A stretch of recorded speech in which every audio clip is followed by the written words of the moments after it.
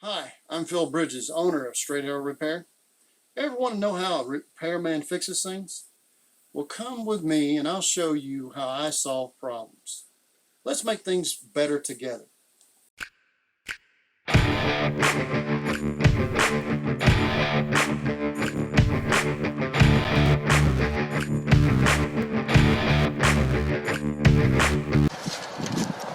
Gonna measure over 36,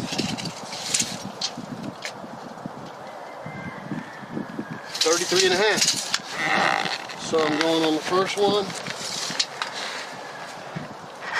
32.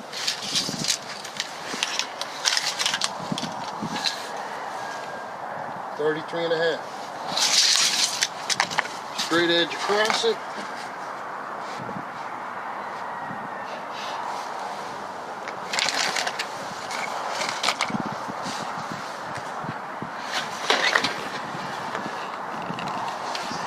Those cuts.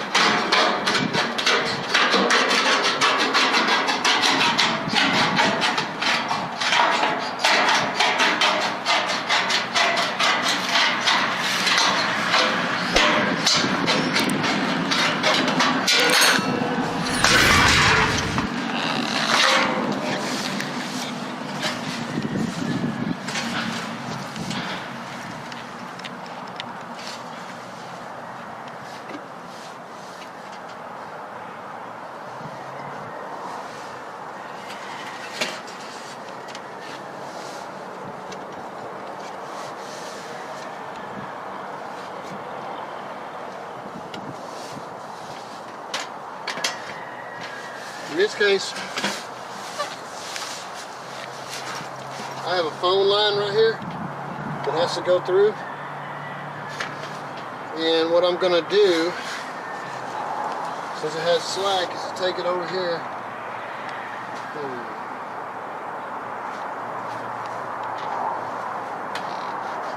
And I got to go through the rib.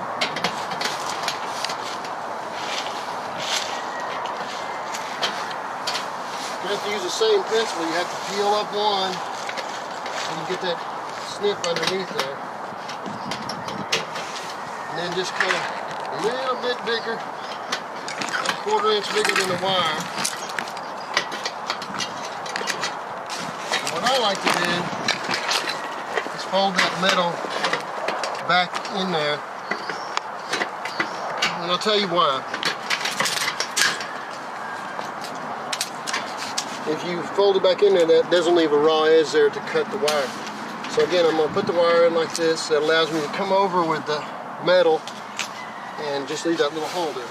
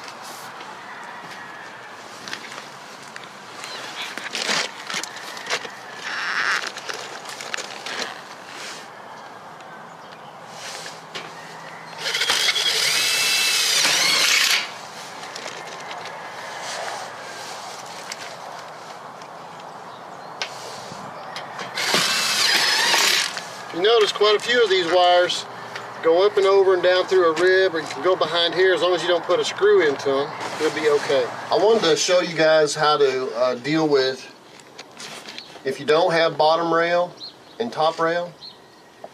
And this situation here is a place where there was no bottom rail or top rail. He wanted to enclose this ramp. which again is a complicated or scenario if you've never done it before. And this back area right here. What we use, instead of buying the elaborate bottom rail, this vinyl and cracks eventually, but we're using a J-channel that's made by just a regular J-channel. It's very, very common in the metal industry. And it's got a 40-year lifespan. Don't expect that to last when you put it up on the dirt.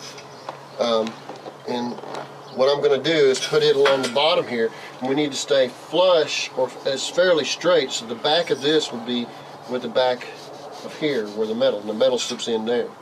And it is 3/4 inches inside. It's 1 inch lip here and probably 2.5 right here. So what I'm going to do next is measure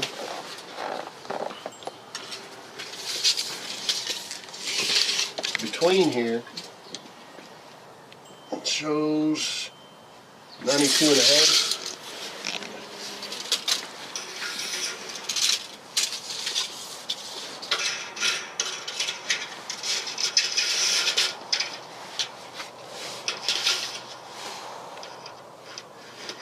Cut both sides of that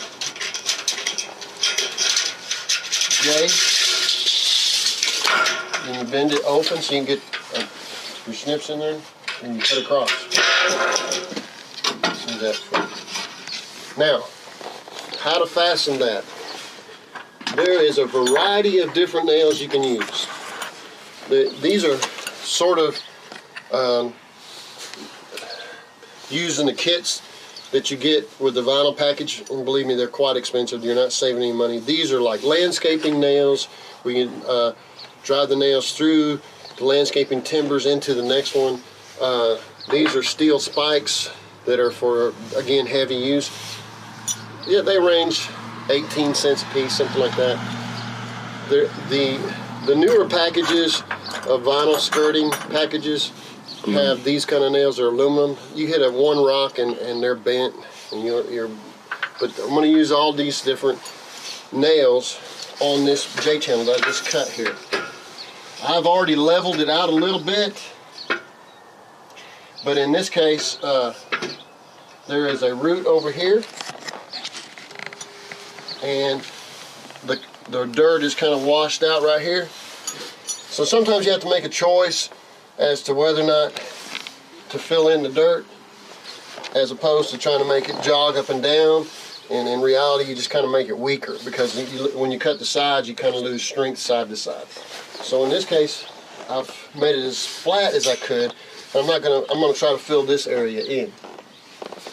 So if you decide that you have a dip that you need to drop in, like if I wanted to lower this area right here, all I do to lower it is cut like so, and it drops right down. Again, we're making the back side of this J-channel flat with this wood right here. And then I'm going to take hammers, a nail, kind of use my hands to spread it out a little bit. And this is not a very big head on this hammer. And it holds it right to the ground. Honestly, a lot of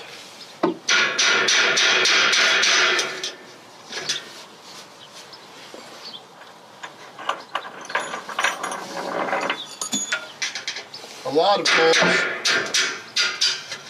this just sort of holds it, but the metal tight is what's going to hold that stiff. Really is. It's making one continuous unit instead of individual components trying to hold it stiff.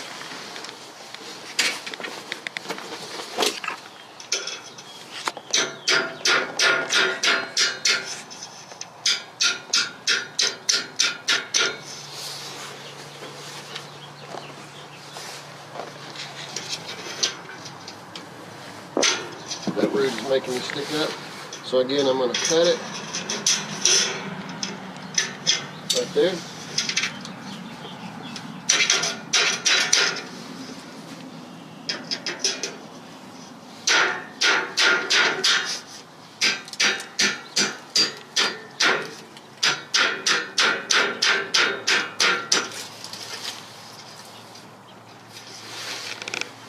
Now, if you've a mind, you can take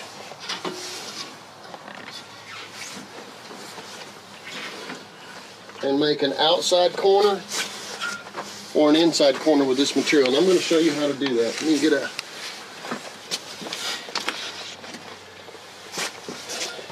So I measure to this. So if I was doing that corner over there, an inside corner, and keep it continuous on the outside, all you have to do is cut the back first at the point where you want it to bend, and then cut across the bottom,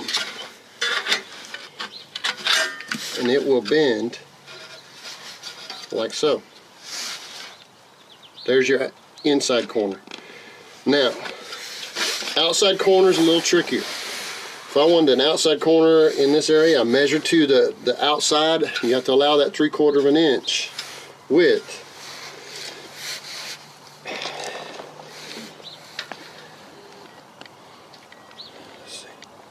What I'm going to do, I'd have a mark right here. That's where my corner is going to be. I go about an inch on both sides of that and cut on the back side. Fold it down so I can get in there, and then I'm going to aim those snips to that point right there in the middle. I'm going to cut this way.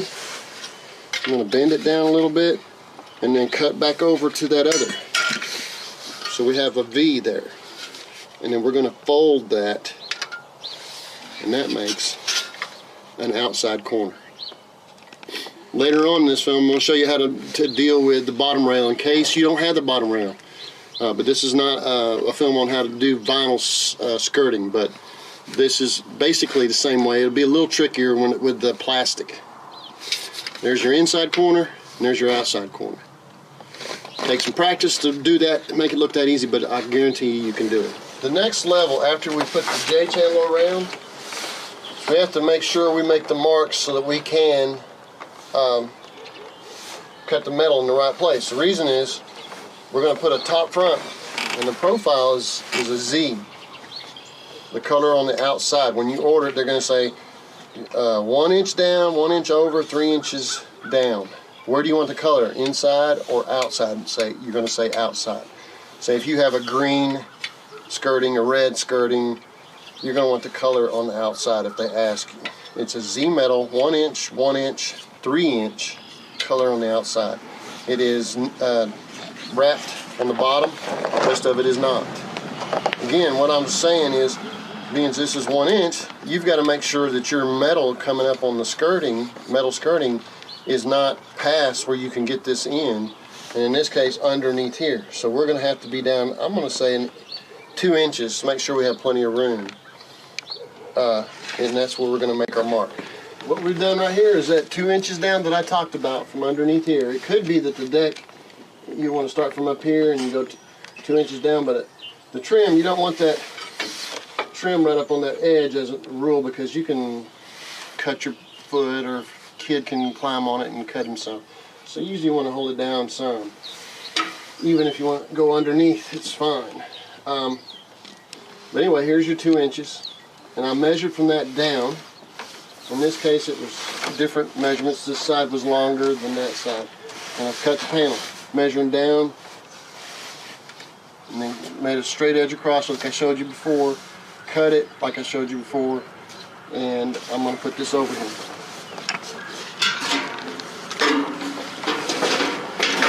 Now the back of that J-channel is longer than the front. There's a reason for it.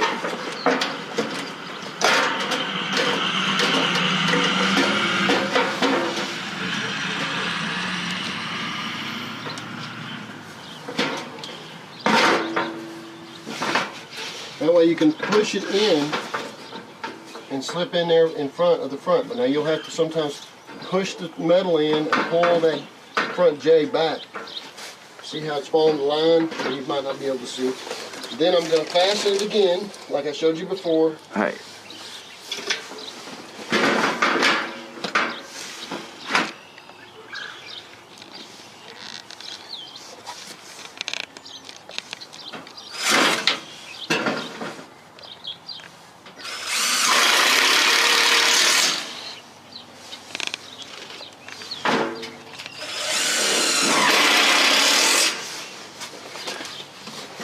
Alright.